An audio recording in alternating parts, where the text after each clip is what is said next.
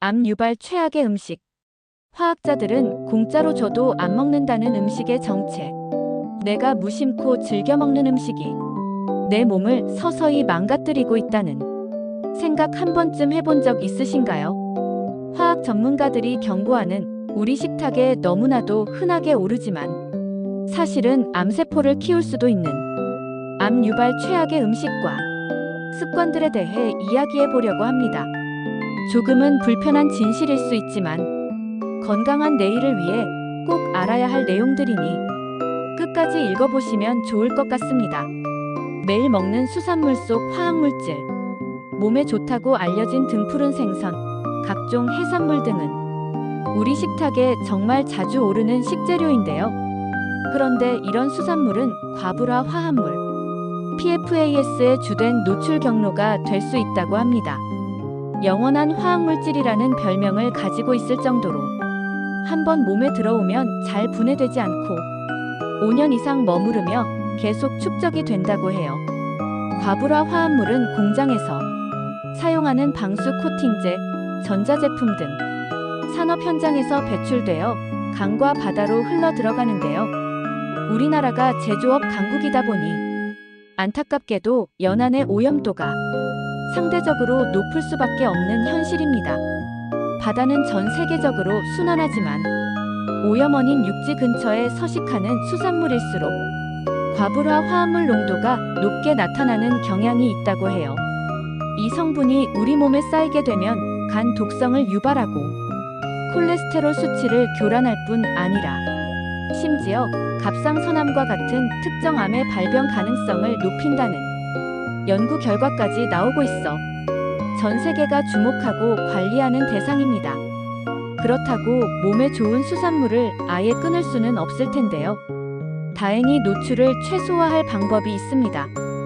섭취 횟수와 양을 조절하기. 매일같이 수산물을 대량으로 드시기보다는 주 23회 정도로 조절하는 것이 좋습니다.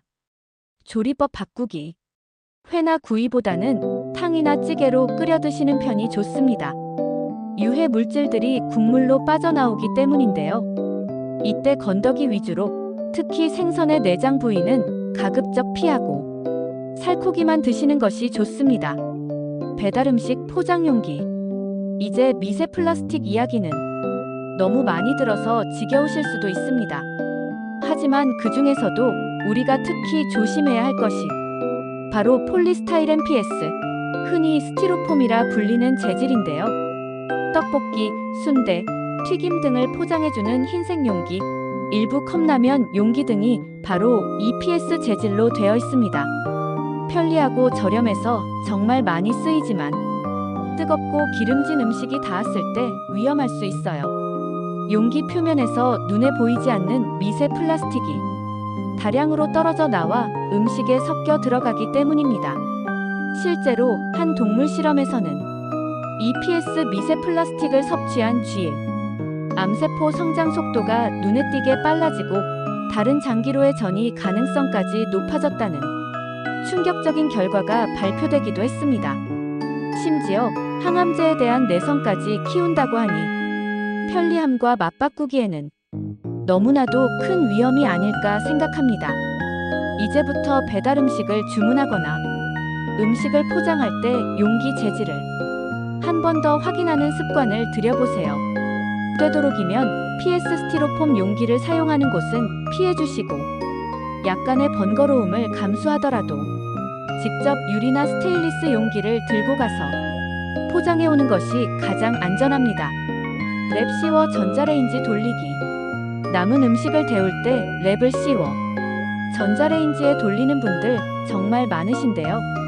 가정용 랩 폴리에틸렌 PE 자체는 환경 호르몬이 나오지 않아 비교적 안전한 플라스틱으로 알려져 있습니다.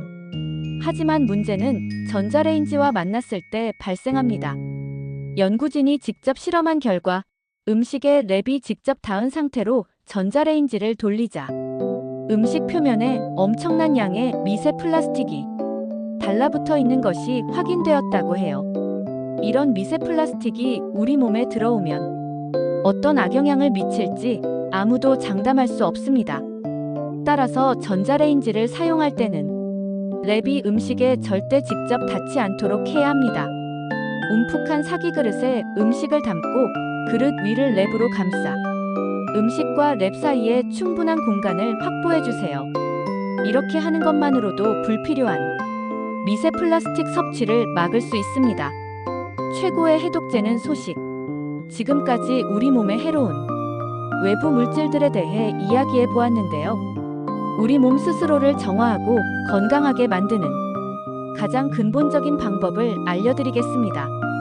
바로 소식입니다.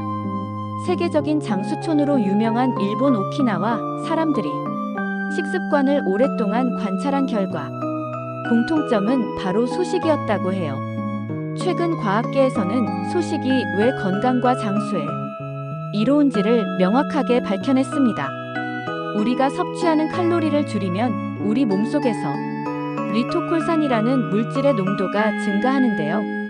이 리토콜산은 노화를 늦추고 염증 반응을 억제하며 신체 대사를 개선하는 등 그야말로 회춘 스위치를 켜는 역할을 한다고 합니다.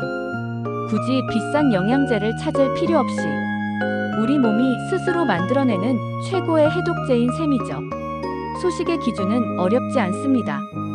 전문가들은 배가 부르다는 신호가 뇌에 전달되기 전에 숟가락을 놓는 것이라고 이야기하는데요. 이제 배부르다라고 느꼈을 때는 이미 과식한 상태인 것이라고 하네요. 내가 먹을 양을 미리 정해놓고 딱 그만큼만 먹거나 평소 먹던 양의 80% 정도만 먹는 습관을 들여보세요. 처음에는 힘들 수 있지만 점점 몸이 가벼워지고 정신이 맑아지는 놀라운 경험을 하시게 될 겁니다. 오늘은 화학자들이 이야기하는 암 유발 최악의 음식에 대해 알아보았습니다. 조금은 불안한 마음이 드셨을 수도 있는데요. 알고 있으면 피하고 개선할 수 있어 오히려 다행이라는 생각이 듭니다. 수산물은 끓여서 건더기 위주로 먹고 스티로폼 용기 사용은 되도록 피하며 전자레인지에 랩을 사용할 땐 음식에 닿지 않게 주의해야 한다는 점 기억해 주시면 좋을 것 같아요.